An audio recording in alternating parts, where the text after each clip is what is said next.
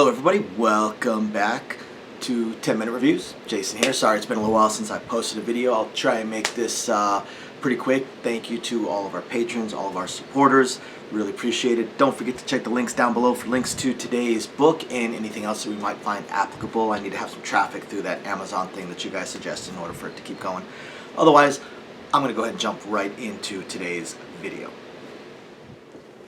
Welcome back everybody. So for today's video we are going to be talking about book 3 of How to Survive the End of the World by R.C. Joshua. This was such a fun series, guys. This one is definitely on my must-read list for those of you guys that love lit RPG. No spicy scenes, no harem, but just an awesome book. And for once the character is not massively overpowered. I would even call him massively underpowered in a lot of ways. He has to get by off of a few allies that he has made and cleverness and just a very weird class. You could almost say the class itself is overpowered if it is used properly, or rather improperly, which is what Sean does. The only reason this series doesn't make like my list of like top 5, top 10 lit RPG series is because it's over. It's a trilogy, and which is great. One of the things I really don't like with some of the books I read is that they go on forever. Eventually, I'll end up dropping them because they will figuratively jump the shark and just get dull. This one did not. This one actually ended pretty strong. Ended very strong. It would be cool to have a follow-on novel, more of a, you know, kind of what Sean does next, or even follow-on trilogy. But for the main plot, the main arc, it does manage to end well. So going into book 3, the tournament has ended. So as you recall, for those of you guys that read book 2, Sean went through this tournament, managed to defeat his great nemesis, and when it came time for winning the tournament, gaining all this great power and winning this great prize, he did not. He did not. His entire focus was still on saving Earth.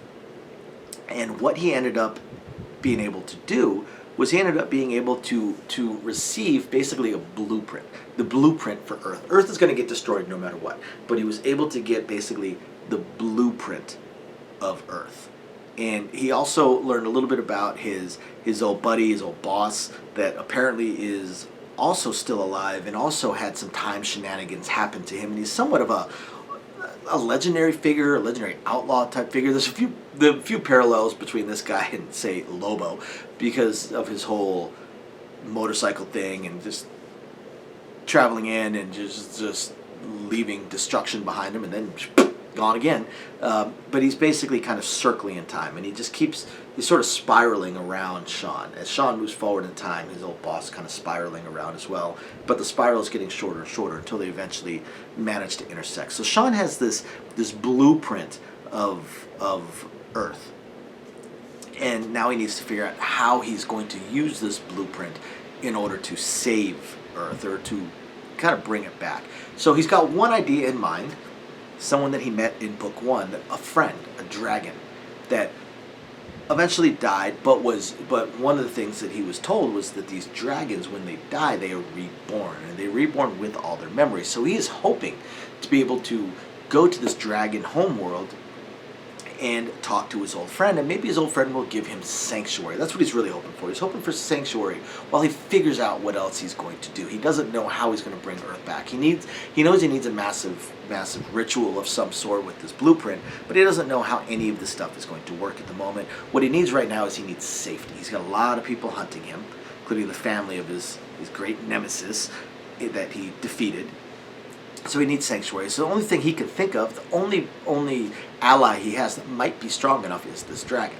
Because this dragon homeworld, there's not that many dragons, 100, 200 maybe, but they control this world with these great forests. Think almost like Kashyyyk, only the forests themselves are, and bonus points by the way to anybody that is watching that knows what Kashyyyk is. Only these trees are system trees, and they're extremely strong. They're just amazing trees. But these dragons have basically secluded themselves on the world. Anybody that approaches their world is destroyed instantly. Well, you can attempt to talk to them, but you cannot land on it. And once they tell you to buzz off, which is usually what they tell you, you need to buzz off, or you're just going to get blown up. But he has no other choice. So he manages to get a ship. he commissions a ship basically, or hitches a ride on a ship with a smuggler and a few of his companions that he has made up to this point, and of course his base goes with him pretty much everywhere. And he wants to go to this dragon world. Now, this is where things get a little bit odd for me. Of course, you know that he made friends with the dragon, so he's at least going to get a chance to talk to the dragon and hopefully make some allies. And this is actually something where while this series ended up being a trilogy, this is actually one of the few that ends, and I love the fact that it ends, that I think could have gone on for a couple more books. I think this could have been a 4 or 5 book series, because what we end up with is a little bit of a Deus Ex that almost makes me roll my eyes. As once he meets the dragons, once he talks to the dragons, they decide not to kill him, and then things start coming out that it just fall way too neatly into place.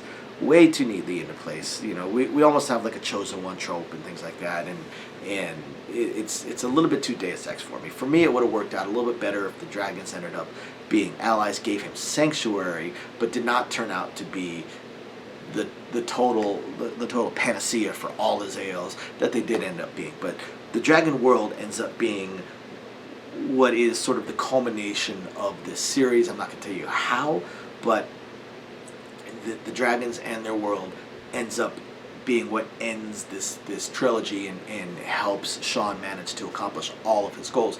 Also defeat his enemies, because again, his nemesis was part of a great family and faction with a lot of resources, a lot of power, a lot of money. So they send basically an armada after Sean to destroy him. And he needs help. And that's originally why he went to the dragons, was he was hoping, if nothing else, for sanctuary while he figured everything else out.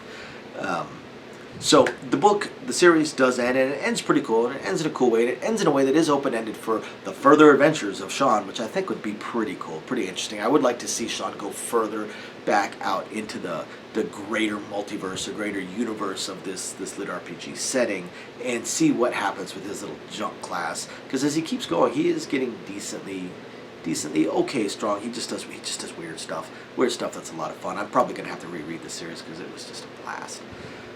Thank you everybody for watching, and I hope you guys check out the series. It was a lot of fun. Catch you guys next time. Bye now.